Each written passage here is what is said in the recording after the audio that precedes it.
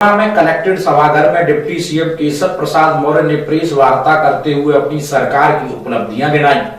आदित्यनाथ जी के नेतृत्व वाली सरकार में डर से कांपता है और आम जनता निडर होकर के घूमती है, आती जाती है, अपना कारोबार और व्यापार करती है।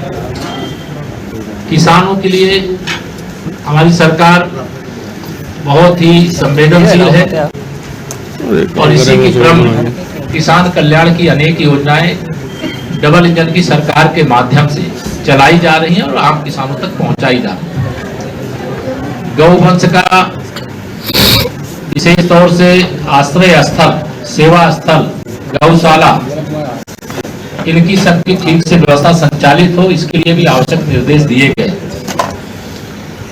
नगर और ग्रामीण क्षेत्र में साफ सफाई का उपयुक्त प्रबंध हो, उसमें कहीं कोई कमी न रह जाए, इस बात को भी हमारी सरकार ने प्राथमिकता में लिया है।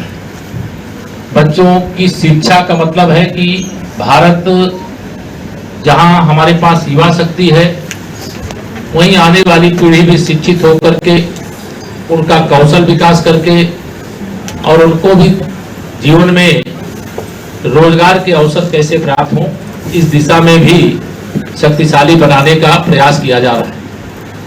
हमारे यहाँ रविवार को मुख्यमंत्री, हमारी सरकार का प्रयास है कि चूंकि जो हमारे प्राथमिक विद्यालय और जो उच्च प्राथमिक विद्यालय हैं, वहां पर जो हमारे बच्चे पढ़ने के लिए आते हैं, पिछले दिनों उसमें शिकायत मिलती थी कि जो उनके यूनिफॉर्म के लिए, जो उनके जूते मोजे के लिए व्यवस्था की जाती थी, उसमें कुछ भ्रष्टाचार की शिकायतें मिली थी। तो वह सारा पैसा सीधे बच्चों के माता पिता के पास डीबीटी के माध्यम से भेजा जाता है और एक स्कूल चलो अभियान, यह भी हमारी सरकार ने लेकर के आगे बढ़ाने का काम किया है। बिजली की व्यवस्था को लेकर के भी चर्चा हुई है। कुछ स्थानों पे कुछ थोड़ी बहुत फॉल्ट के कारण जो समस्या है, उसको दूर करते हुए जो पहले से जो रोस्टर तय है उसके अनुसार बिजली उपलब्ध कराई जाएगी। भ्रष्टाचार को जड़ से समाप्त करने की दिशा में जो भी आवश्यक कदम है वह भी उठाने के निर्देश दिए गए हैं। सभी, चाहे वह एसडीएम हो, चाहे वह तहसीलदार हो, चाहे वह पुलिस अधीक्षक, सीओ हो, उनको सबको जो उनका तैनाती क्षेत्र है वहीं रात्रि विश्राम भी करने के लिए कहा गया है।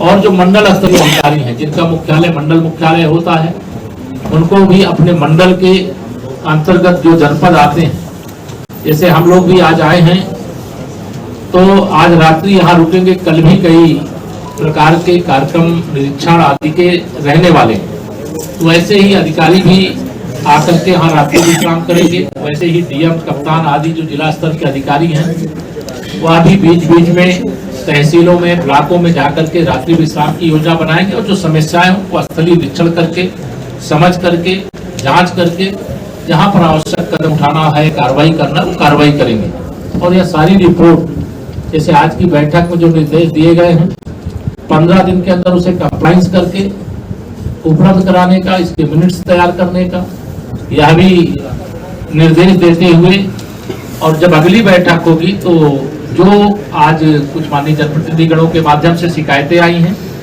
उनका सब निवारण करके और भी अधिक परिश्रम करके जनपद को हर क्षेत्र में आगे बढ़ाने का काम करेंगे। आज की बैठक का यही मुख्य रूप से एजेंडा है। प्रदेश में बिजली का संकट भी, आपसे आपने पानी घर तक पहुंचाने की बात की, क्या कहेंगे? नहीं, बिजली का संकट जो थोड़ा बहुत है उसको दूर करने के लिए सरकार गंभीरता से प्रयास कर रही है, उसको भी दूर किया जाएगा। 5 से 6 घंटे की जरूरत हो रही है। हर घर नल से जल, या माननीय प्रधानमंत्री श्री नरेंद्र मोदी जी के नेतृत्व में एक संकल्प है और उस संकल्प को सफल बनाने के लिए आशा करता हूं कि चाहे वह सार्वजनिक जीवन में राजनीति करने वाले नेता हों, चाहे मेरे पत्रकार मित्र हों, चाहे पुलिस के जवान हों, चाहे चिकित्सक हों, इनकी सेवा 24 घंटे की रहती है।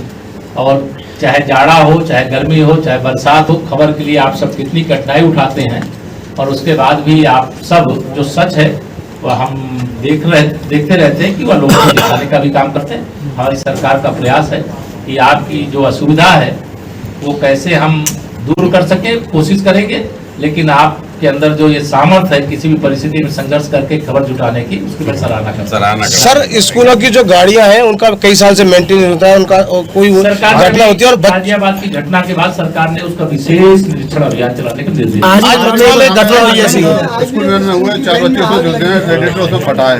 आज दिन घटना सामने आती है, मोटा इसको मैं यहाँ पे अभी जिलाधिकारी को निर्देशित करता हूँ, उसकी विशेष जांच अभियान चला करके इसको ठीक करें। सर, जो गड़बड़ करेगा उसको ठीक करेंगे। सर, हैदराबाद में ओवैसी नमाज के बाद रोए हैं और उन्होंने कहा है कि खरगोन और जहांगीरपुरी में मुसलमानों पर अत्याचार हुआ है, क्या कहेंगे इस पर? अब वो रोए कोई मगरमच्छ के आंसू, मुझे कोई प्रभाव नहीं पड़ता है। सर एक बाहर खड़ी हुई है काफी समय से। मैं आ रहा हूँ, बाहर आ रहे हैं। मथुरा